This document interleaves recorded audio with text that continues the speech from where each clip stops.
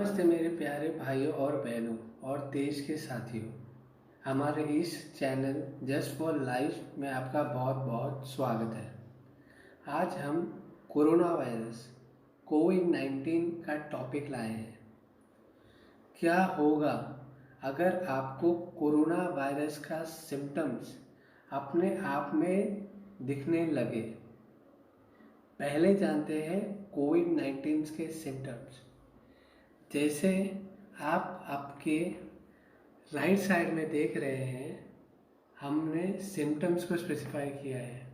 जैसे खून की उल्टी, ड्राई कफ, बाद में सांस लेने में प्रॉब्लम, डायरिया, बुखार, सर दर्द, ये सब सिम्टम्स आपको शो करने लगेगा। जैसे ही आपको लगे कि आपको कोविड-19 के सिम्टम्स हैं, आप अपने फैमिली डॉक्टर को कॉल करें और अपने सिम्टम्स के बारे में बताइए।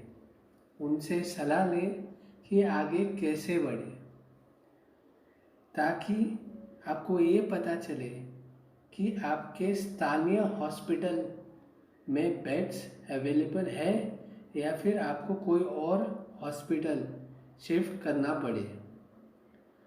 अब ये मान लेते हैं कि आपको हॉस्पिटल का पता चल गया। जैसे ही आपको एडमिट कर दिया जाएगा, डॉक्टर्स आपसे कोविड-19 का टेस्ट लेंगे। नोजिल स्ट्रॉ से, ब्लड टेस्ट से और आपकी लंग्स की आवाज़ों से और खून में ऑक्सीजन की क्षमता चेक किया जाएगा क्लिप ऑन फिंगर मॉनिटर से। यह इसके लिए किया जा रहा है ताकि अगर आपको सीवियर कोविड-19 के सिम्टम्स है तो ऑक्सीजन का लेवल आपके खून में बहुत कम होगा और इसके कारण बहुत अन्य बड़ी बीमारी हो सकती है। इस वजह से डॉक्टर्स आपको ट्यूब से ऑक्सीजन देंगे या फिर फेस मास्क से।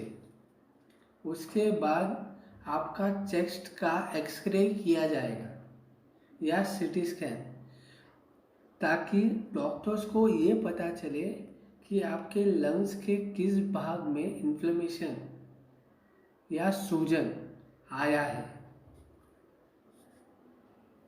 और उन्हें पता चले कि आपकी कोरोना वायरस सिम्टम्स की तीव्रता कितनी अधिक है।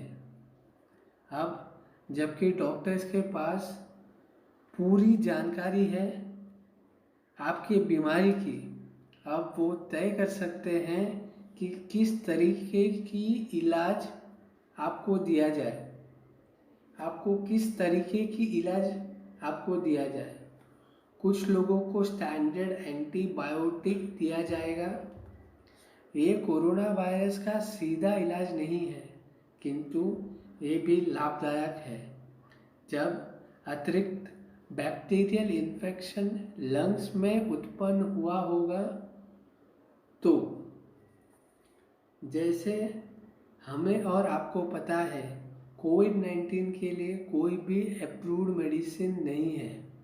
हमें अपना इम्यून सिस्टम में ही आत्मनिर्भर या सेल्फ रिलायंट रहना पड़ेगा।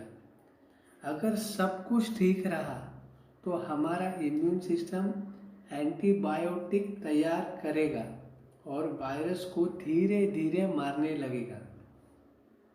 अगर आपकी स्थिति और बिगड़ने लगी तो आपको सीवियर यानी गंभीर सांस लेने की प्रॉब्लम होगी, जिससे बुखार, हेडेक और बढ़ जाएगा। अगर ऑक्सीजन की मात्रा खून में क्रिटिकल लेवल से भी कम होगा तो डॉक्टर्स आपको हाई फ्लो नेज़ल ऑक्सीजन देंगे, जिसका मतलब है कि एक मशीन आपके नाक के अंदर ऑक्सीजन डालेगी। यह आपको लगभग 60 लीटर ऑक्सीजन पर मिनट के स्पीड से 100 कॉन्सेंट्रेशन से डाला जाएगा। अगर हाई फ्लो नेजल ऑक्सीजन से भी कोई फर्क नहीं पड़ा तो मैकेनिकल वेंटिलेशन दिया जाएगा। आपको नींद का एक डोज दिया जाएगा। उसके बाद एंडोट्राइकुनाल इंक्यूबेशन नाम का प्रोसेस में अलिंगर स्कोप नामक वस्तु और ट्यूब को आपके मुंह के अंदर डाला जाएगा।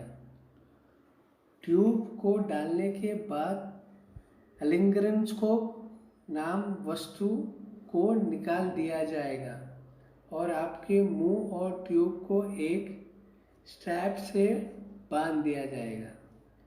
डॉक्टर्स बराबर चेक करेंगे एक्सरे और अन्य माध्यमों से कि आपका ट्यूब सही जगह है या नहीं। अब वो ट्यूब को मैकेनिकल वेंटिलेशन में कनेक्ट किया जाएगा।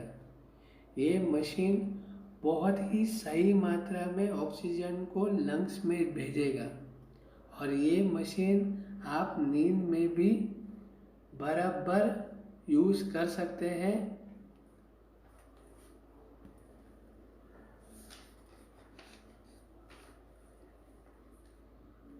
अब हमें ये समझने की कोशिश करते हैं कि कुछ लोगों को ये वायरस ज़्यादा इफेक्ट करता है और कुछ लोगों को कम। ऐसा क्यों? जब वायरस सेल के कांटेक्ट में आता है तो वो अपने आप को मारकर दूसरे सेल को बचाना चाहता है। जब ऐसा होता है तब और सेल्स को एक सिग्नल जनरेट होता है और वो रूटीन में फॉलो करते हैं। जब ऐसा होता है तब और सेल्स को एक सिग्नल जनरेट होता है तो और सेल्स सेम रूटीन फॉलो करते हैं और बहुत सारा सेल्स मरने लगता है। जब ये चेन रिएक्शन होता है तब लंग्स के टिश्यू में इफेक्ट होके फ्लूइड रिलीज होगा और लंग्स में फ्लूइड भर जाएगा। न्यूमोनिया जैसी सिम्टम्स होगा और ब्लड में ऑक्सीजन की क्षमता और घट जाएगी। इस चीज़ का साइंटिफिक नाम है साइटोकिन स्ट्रॉम। ये जेनेटिक फैक्टर में डिपेंड होता है जिससे जेनेटिक डिफेक्ट भी बोल सकते हैं और ये एज के साथ भी हो सकता है या फिर डीएनए में। दुनिया में बहुत ज़्यादा ट्रायल फेज चल रहा है एंटीडोट के लिए और बहुत ही जल्द हमें इसमें कामयाबी भी हासिल होगी। अगर आप वेंटिलेटर के वजह से ठीक हो गए तो इस ट्रीटमेंट के बाद आपको बहुत कमज़ोरी महसूस होगी। कुछ समय बाद जनरल वार्ड में शिफ्ट किया जाएगा और कोविड-19 टेस्ट करके रिज़ल्ट अगर नेगेटिव आया तो आपको जल्द ही डिस्चार्ज किया जाएगा। हमें अपना immune system daily exercise, nutrition, diet और योगा से स्ट्रॉन्ग रखना चाहिए। अगर आपको हमारा ये वीडियो अच्छा लगा तो लाइक, सब्सक्राइब, शेयर ज़रूर करिए और मैं आपसे जल्द ही मिलूँगा हमारे नेक्स्ट वीडियो में। Thank you.